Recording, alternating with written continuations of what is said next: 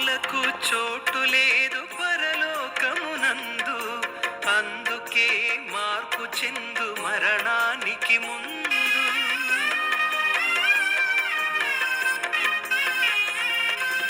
పాపులకు చోటు లేదు పరలోకమునందు, అందుకే మార్పు చెందు మరణానికి ముందు.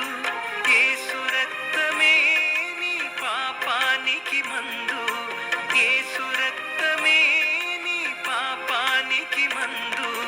కడగబడిన వారికే గొర్రె పిల్ల విందు, కడగబడిన వారికే